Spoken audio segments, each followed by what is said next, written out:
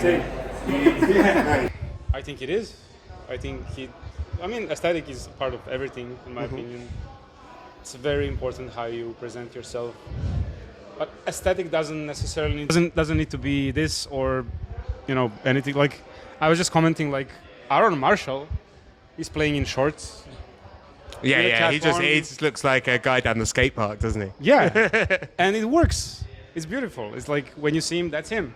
Well, and that's what the music sounds like as well, don't you get that? Also, yeah. This is why I asked you Super earlier energetic. about how much of your country and Yeah. growing up is in the music, because with this progressive metal music, it is in danger of becoming homogenized because there is no vocal to sort of sway. A lot of genre is based on how harsh the vocal is or in what kind of style they sing. So if you remove that, then you're left with timbre of guitar or timbre of what other instrumentation you include and what influence you should have. Yeah. So how would you say that your influences have done that? Oh, influences are everything. Yeah. Like, so many times it happened, I release a record and someone would pinpoint me to a specific part of a song or something that's just like, he's like, oh, this sounds like this. And then I would check and I would be like, oh my God, this does sound like this. And I used to listen to this as a kid, or I used to listen to this in my high school or whatever. And it's just like, oh yeah, influences. Like, that's your vocabulary, Yeah. obviously, because it's ingrained in your brain. It's somehow gonna find its way out. Hopefully it's just like within the legal boundaries. You might be about the right age, but did you play point and click adventure games on PC?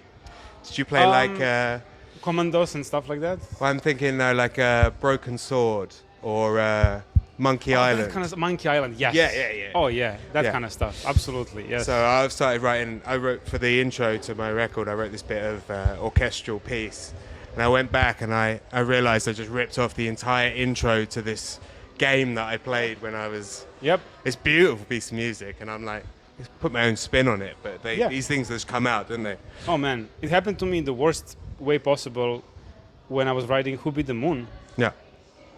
and there's this, like, for me at least, like a super personal song called "When She Crafts."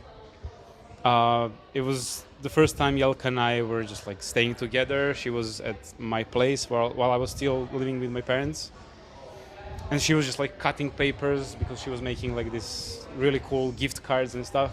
So just papers everywhere. I'm like working on the record. She's there, just like on the floor. Mess, complete mess, creative chaos. Yeah. And I was just like, okay, I'm just gonna put the microphone where she is while she's cutting the papers and stuff.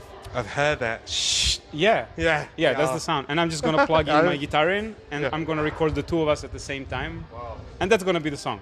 That's gonna be the song on the record. And You've done that a lot on the new record. There's Yeah. obviously samples of your Yeah. newborn. always Yeah. sound design all the way. It's very emotional. It really that's- adds to the connection. Squeaky chair, That's my yeah. favorite example. Yeah, the squeaky chair on the Eco. David's squeaky chair is my favorite thing about him. No, I remember when I just got to learn David, I checked out a few of his videos, and there's this song, like actually one of my favorite songs from you, and you showed on a YouTube video how you recorded this theme, and I really thought it was a synth, but then you just see a cut, and then you with a microphone at the chair, like. There's like Foley elements because I do hear that in your music. There's a cinematic and like movie quality to it. Yeah. So you've worked in one of my favorites, Corridor Crew. Yeah. Doing the anime project and things like that. Like, how does the cinema influence Oh my God. this genre? What movies do you like as well? For me, it's one of the main things. Like, the squeaky chair obviously was just a result of me turning around on the chair a lot and just hearing that melody. Yeah. And it was just like So that's part of every day. your landscape. Yeah, it's just It's like, like here. da-da-da-da, every time. Da-da-da-da, I turn this way. Just like, I'm gonna use this at some point, Yeah. obviously, and the point arrived, and I recorded the So, chair. I used to go to university with a guy, like massive nerd, Yeah. and we'd be in the pub, and he would harmonize with the electronic fans and things like that. Yeah. He'd be like, and be like, oh, cool. I do that. You're I do like that. I do that every morning with my coffee machine because he just does the. And I would just be Right. like, just like just doing like a little harmony with it. I love that. The doors. I don't know if you heard it. The doors at the restroom here on this floor. No, They make the funniest noise. It's like they have a little, and then they do like like. And I was like, It's like the relief of closing. yeah. I'm gonna record that sometime during the day for sure. But yeah, I mean, sounds and noises are everywhere. You can find melody in anything, so it's just like take the just like take the opportunity, record it. Like we have amazing tools. The iPhone sounds great. It picks up stuff. Don't need to put the microphone in front of anything. Just like iPhone is. How you're talking now, just with Yeah, obviously we're recording Things this have got so much on the cell phone. You the whole must thing. remember being in either high school or college, and it being really difficult to record. It was like it took going to see a guy, paying money, or like having someone in your group who had enough money to buy a decent enough computer to actually get these things down. But now it's so accessible. Super Have accessible, you yeah. have you found that improves your output? Yeah, Would the fans say the same? yeah, man, absolutely. I mean, obviously, I my output has not been as crazy for the past few years because of the family and all that, but I've been gathering so many ideas. I have a folder full of like ideas for the next record. I have the name for the next record already. Oh, I have the artwork in mind and all that. I have what's the first letter of the name of the next record? the first letter is P. P. Yeah, That's fine. Nothing else. Don't tell. yeah. That's it. No, That's I'm it. sorry, it's not. I'm sorry. Ah, D. D. It's D. Yeah. D-Lo 4. It's gonna be Dilo 1. Completely Dilo new. 1. Completely new saga. Yeah. Yeah, it's D. Yeah, it's gonna be D. Sweet. Yeah. There you go. Siba, tell us about how you two met. How we met. I happened to go to the most craziest music college in the world. It's the world's first and only metal music school ever Is this in Holland? in Holland, in Eindhoven, Amazing. where I got taught by actually super professionals like a bunch of members from Within Temptation, Epica. Those are like arena style bands. It's crazy how they are just teaching there, and so yeah, I really wanted to go there, and luckily I got accepted. And within the first year, I made a lot of friends there, and we all started to listen to prog metal. And then one of my friends said, "Hey, here's Destiny Potato, check it out," and I absolutely loved it. Good stuff. And then they discovered that Destiny Potato was gonna play on Complexity Fest in Haarlem in the Netherlands. So we all went. So that was perfect. It was super cool. There's actually a funny story about Alex and that. Oh yeah. Well, we'll get. Sure if we should tell it. No. Alex was late to the stage for the opening song because of the. It's a maze. That venue is just a concrete maze. Yeah, it's a concrete maze. No. But also it was nature's calling, so Yeah. unfortunately she couldn't make it for the first minute of the set. Oh, just 1 minute. Just 1 minute, it's okay. Yeah. At least it wasn't 2 minutes. No, exactly. But then I went out on I just thought to myself, I was sitting behind my desk later, and I thought, I want to play with bands that I like to listen to. And I was just 17 at the time.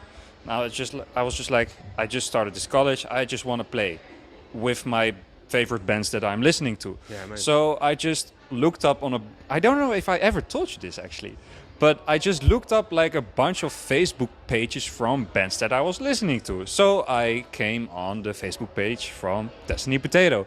And it said like right there, like at the top of the bio in caps lock, looking for a live bass player. And I was like, whoa, this is crazy. This all comes together. Yeah, exactly. And then I had no clue who the members were.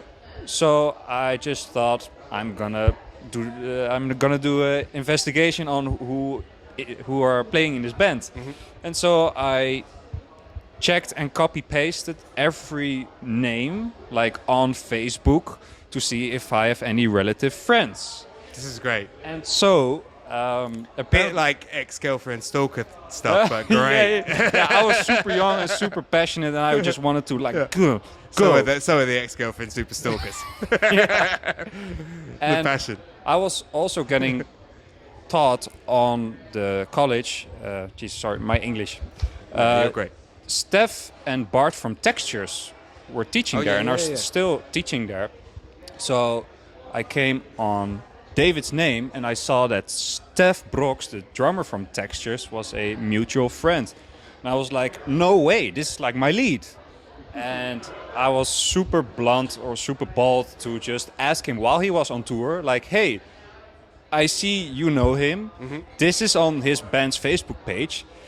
How should I do this? How should I approach this? Or can you toss a ball maybe? That's really cool. And yeah. respond whenever you have the time. Don't you find that people in this scene are so willing to help? Everybody is so actually passionate about what they create. Yeah, It's so easy to talk to people about this stuff because they yeah. care. It's and a they wanna very help. it's a very social scene, and I love that. Yeah. And Steph, while he was on tour, he was like right there on the ferry, like perfect moment. He said, like, yeah, I have 2 hours to spare. I'm gonna send him a message. Amazing. And he sent me a screenshot back. I think that David was pretty excited. And yeah, like a month later, David reached out to me if I wanted to join Destiny Potato on a UK tour, like Road to TechFest. Like it was like 2 weeks, and we ended up at UK TechFest. And that was like my first tour when I was 17 years old, in my first year of that college. So I was like, wow, I've made it. I've made it. So that was super funny. And yeah, lucky for me, Steph and Textures were a inspiration for David. So Have you got the opportunity to play back in your hometown with David and showcase to the people you went to university with and stuff? no, we haven't played in the Netherlands together. No, Not yet. not yet. Not at all. No, no. You were booked on Complexity Fest, but then you broke your knee. That's true. Yeah, that happened. Yeah. So yeah, luckily for me, David liked Textures. So coming from Steph, he was willing to help me out, and now we're here. Yeah. Yeah. Amazing. But it's just what you said really like brought up how I'm sort of trying to live my life now. It's like you have to be open to the opportunities. It's like if you're open, then you see these like connections and you go for it. Yeah. I watched this documentary once about luck, and they did a test on this like quite grumpy man in this village, and they got everybody in the village involved. And they put different opportunities in front of him. Like if he picked up this thing off the floor, he would have scratched a card and won money. Or if he had basically taken any of these things. But because he was a negative kind of guy, he just walked with his head down and he didn't see any of this. And at the end, they got him into this room with the whole village and they showed him a video and they said, oh, if you had gone with any of these things, you could have been £250,000 richer. And he was like, oh, okay, maybe I need to change my outlook. But basically just showed me that you make your own luck. It's about the outlook, and then things present themselves to you. So would you say you've been Definitely. open to those things, or Yeah. in your life, has it been easy yeah. for you to see those connections, or have times been tougher when you're like a bit more insular, or what? I mean, the way my whole career started was pretty much that, just seizing the opportunity. Because I released Below One I just uploaded it to Mediafire. Oh yeah. Yeah, and I was just Back like, in the oh, day, here's yeah. some music. I make music, guys. Maybe someone will enjoy These it. days it would be SoundCloud. Yeah, I guess. Yeah. I mean, these days is much more complicated because like free music back then was like free music, you know? Yeah, Napster time. Yeah, now it's just like we have the entire discography of the planet on our phones, so it's like releasing music on Mediafire does nothing. People ask me questions. I'm like, we have access to the entire world's information. Yeah, Look yeah. it up. What are you asking me for? Yeah, but back in 2011, that was the thing. Like I just uploaded my stuff and people seems to enjoy it. It was downloaded like 12,000 times in like a month or something like that. Oh, amazing. Yeah, it was Yeah, like that's big. very like someone uploaded it and it had like Did anybody see you play it? Because it's one thing hearing progressive metal, but then it's another thing, which YouTube has been a real big thing for, to see somebody actually play it. And actually I haven't had connecting them, especially for new players, yeah. because when they can hear it, it becomes kind of like a mush, you know, like Yeah. I can't understand all of these notes, but seeing it. So did you have any sort of visual aspect to it as well? Or? I had a few videos Yeah, out sick. of some of the solos I never released or some of the ones that I released later on. But I had Jakub Żytecki do the video of his guest solo. I had Vasil Hadjimanov do the video of his guest solo. And then quickly after, the guys from Euroblast approached me Again, nice. and they were like, do you want to perform at our festival? And I was like, there's no way I'm going to prepare this for the festival. But I was like, hey, I have this band called Destiny Potato. There was no band. It was just like a few demos, unfinished demos. Nothing existed. The singer on that Destiny Potato, is it the same singer for Sword of Pink as well? Yes, Yes, yeah. she's great. Alexandra Jelmash, yeah. Amazing. I was like, I have this band, maybe book the band. And they were like, okay, let's book the band. And we had to find members. We had to come up with songs. Yeah, We had maybe 3 months. I love that. Or So 4 it's months. it's like book. What was it on Wayne's World? Book them, Yeah, and yeah, they will yeah. come. Yeah. We had like bits and pieces of some songs, a couple of finished demos that we just like crammed into a little compilation of like parts of those demos. Uploaded on SoundCloud. Yeah, and as soon as we got booked, we got approached by Century Media. They were like, "Oh, just so you know, we are coming to listen to you guys." And we were like, "Okay." So now, no pressure. We have to like write the songs, so we have something to perform. We have to find. Oh my God! Yeah, I was in a relationship back then because we used to have 2 singers in the Okay. band. That was the initial idea. Well, you had like a second screamer sort of singer. No, it was another girl that was singing clean vocals, but nice. like completely different. So, like, harmonized as well. Yeah, completely different timbre. But I was in a relationship with her, and the relationship wasn't working out really at the time. tricky. So my suggestion was for us to, for her to not be in the band, but so we can work on the relationship and all that. But that whole Very thing, diplomatic. yeah, that whole thing didn't work out, you know. But like, we ended up finding a new singer as well for the Euroblast, and luckily I knew Yeki at the time. I was like, I know he's gonna be a member of my band at some point. Solid, dude. So yeah, we went there. Century Media guys, Steve Jaw, who used to work for Century Media, just came to me after the show, and he was like, "Oh man, yeah, I was kissing with a girl from Netherlands, yeah, in the crowd, and he literally just came to me and just like Adore. pulled me aside, and he was like, "I'm sorry to interrupt, but like, we're gonna send you some papers pretty soon." Yeah. I was like, sorry, okay. excuse me. Excuse me 1 minute. Yeah, we're gonna send you some papers pretty Just soon. I was puts just the like, papers in between your lips. Like. yeah, just like, Sign. yeah. So that's a funny story, I guess. Yeah. Yeah. And yeah, but that didn't go through because Century Media soon after was gonna go bankrupt. You know. but they then got bought up by Sony and all that kind of stuff. It was a whole crazy period for them. And yeah, we managed to pull out of the whole deal because it was not gonna be as good of a deal as we were initially proposed to have. So yeah, it was good in the end that we didn't go through with that. Yeah. So as well as having obviously a new family, Yeah. having you've got a toddler now and a newborn. Yeah. So as well as having like zero sleep, you found time to actually promote politics in your country Yeah. and to try and discuss important topics. Would you see this genre of music or yourself specifically as a political artist, or would you say that the music's separate to that and that's just another facet of your... Oh, for me, it's completely separate. I can't see myself writing about politics. There's just a few punk tunes.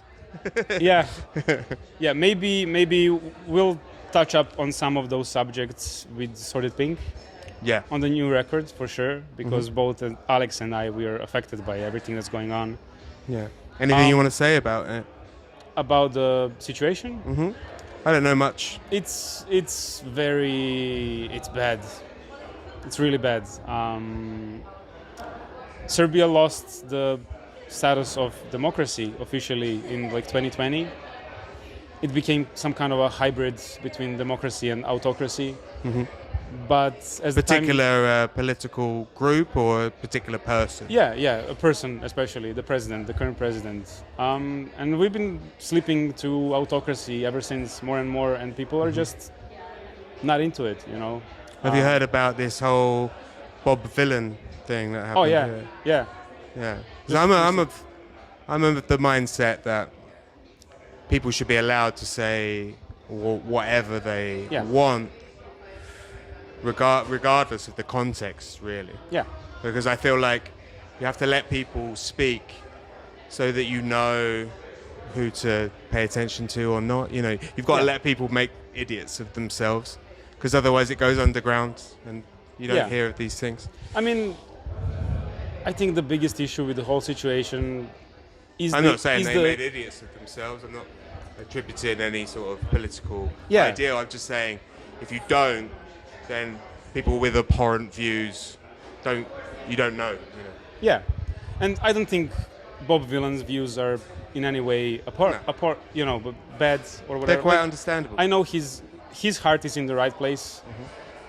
Raiders Peep's heart is in the right place because they booked him in the first place because of the message he's spreading, which is fight for the good of the Palestinian if you're going to people. book a British punk band, you've got to expect some Yeah. words. Yeah, of course. Yeah. God save the Queen and all that, you know. But yeah, at the end of the day, everyone's heart is in the right place. The only thing that amplifies the whole separation is the internet and people doing all the gotcha shit, which is just unnecessary and annoying. Yeah, I do feel it's a little bit of a...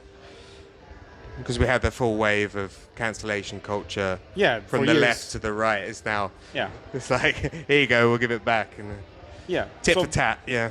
I think we just, you know, like people should support the band obviously by just like buying their shit, listening to their music.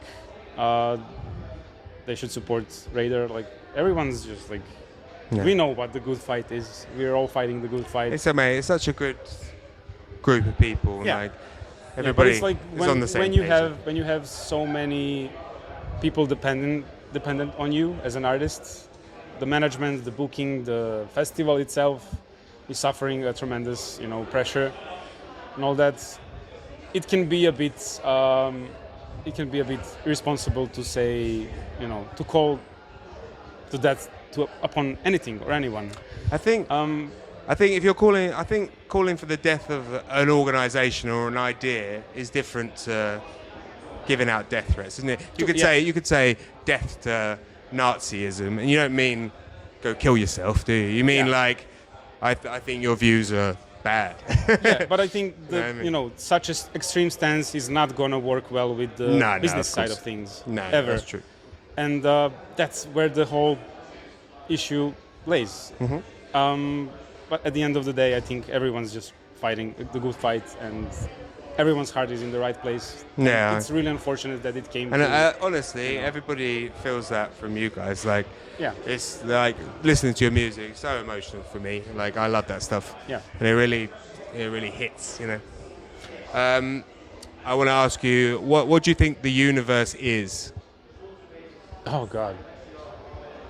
I spoke to Aaron. Yeah, Siba, you start. What do you think the universe is? A ginormous ball of cheese. Well, Edam, Yeah. Edam. It's one of the most interesting topics for me personally. Like we can't comprehend, of course. Anything I say about it is like irrelevant. Like, Yeah, but being a human, you're allowed.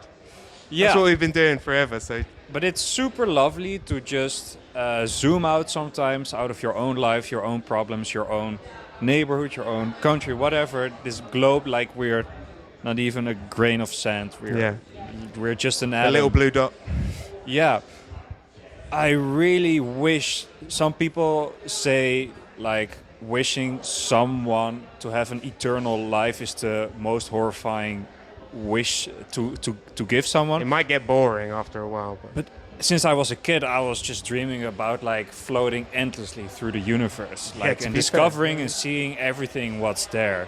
Like all my life, I've been like on for that. And sometimes my dad say like you can zoom into an atom like super far, so maybe we are just an atom as well inside of a cow. Yeah. You know, if you zoom so out and you zoom out. far enough.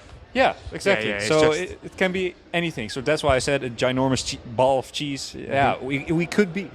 Yeah. Well, the gaps are where we exist, and then the bulk is the cheese. And you. I think love that's it. a beautiful thought. Actually, it makes it's sense. the exact thought I had so many times. Like, I don't know what we are part of. Yeah, it could be a part of like a bad chick. Yeah. Or Yeah, even you never know. And even if you do understand what we're a part of, then you have to understand what is that inside of. Yeah. What does that exist? You know, what's the next layer? It's good. I like it. Maybe we are a part of something so banal, you know? Yeah. It's like, Yeah, just like some universal amoeba floating. Yeah, And yeah. we're just part of that. who knows? Obviously, having a family now, does it put things like that in perspective, or you're more just on the day-to-day? Realism. I'm a lot more grounded than I used to be. But as the time goes by, obviously, I'm rediscovering the old me, but in the new ways and all that kind of stuff. So I've found myself become a lot more spiritual over the years. I don't know what that means. I know how it feels like. Maybe I'm not good enough with the words to describe it, but it's just like the sense of self has changed dramatically. So I've been a like staunch atheist since I was like 18. I had like an existential crisis at 18, and I was like, okay, the universe is massive. Yeah. You know, some nihilism, like, oh, nothing matters. You know, you have that kind of. And then I did loads of shrooms recently. Yeah. And basically I was watching Neil deGrasse Tyson Star Talk on YouTube, and basically he started talking to me and affirming all the ideas I was having. So I said, While you were high? yeah, while I was high, Yeah. and I basically met God through Neil deGrasse Tyson. Through the screen. Because I needed a scientist, because I've come from like an atheist perspective. I needed a scientist to guide me into it. But Yeah, now, and he's a good base for that. He's agnostic, right? As far as I know. yeah, he has some views, that Yeah. are a little bit. We only know up to a certain point, don't we? Like we know up to the Big Bang, and then before that, it could be anything. Yeah. But yeah, since then, I'm still working out what God is, Yeah. but I believe in that now. So I had to be shown, I had to have the experience, but it's been a big change. Yeah. I feel like Crazy. I wouldn't say that lightly as well. I'm not just like, because before I was like Richard Dawkins, Yeah. he was my god. yeah, because I know many people who are going through similar stuff, me included. I feel like there's a switch over coming, isn't it? Like there's a bit of it, because a like group. science has change. been feels like it's been stagnating, and maybe we're just like worried that maybe we're on the wrong path with the whole theory, and we're just like looking for the answers elsewhere, maybe. But at the same time, I don't know. I lost my faith when I was 8 years old, for the most benign reason. I used to have this little like a bracelet, like a church bracelet. I don't know what it's called in English. The one with like a little cross. Is this and- Orthodox Yeah. church? and I jumped into water in Kotor, the city. It's like a little. It's an old town in Montenegro at the seaside. So I jumped to the sea, and it fell off, and I lost it. And I tried looking for it at the bottom of the sea and all that, but didn't find it. And I gave up. And the next year, so this was when I was 7, and the next year when I was 8, I jumped at the same place, and I saw it at No the way. bottom. Really? It's stuck in between the rocks, and I took it out. And I was like, God exists. What the hell? And I took it home, and I showed it to my mom. I showed it to my dad. I told him the story. I was like, this is amazing. And then the next morning I woke up and the thing was smelling like shit. Yeah, it was smelling so bad. I was like, no, I give up on God, I guess. Yeah. And I was like, ever since then I became an atheist. Like, I was like, yeah, there's no way. Like, like God wouldn't make this, smell like shitty yeah. thing. yeah, like the worst thing in the world. But then, you know, you look at the natural world, a lot of it is pretty shitty. Yeah, yeah. And then over time, obviously, I ran into George Carlin, Yeah. you know, all those kind of guys. Super funny, very charismatic, and I was like, oh, that's my They gospel. make good points and like, Yeah. put it in And context. now I'm just confused, I guess. Yeah. Yeah. But And I it- think and that's it's a good. good place to be. I think It's a that's good the place. human place to be. Yeah, I'm fine with it. Anybody that tells you they know exactly what it is, Oh, don't it's- never no. trust those people. No. Those people don't know. Yeah. They don't have any more than we have. And if we don't know, then that's the same for them. Yeah.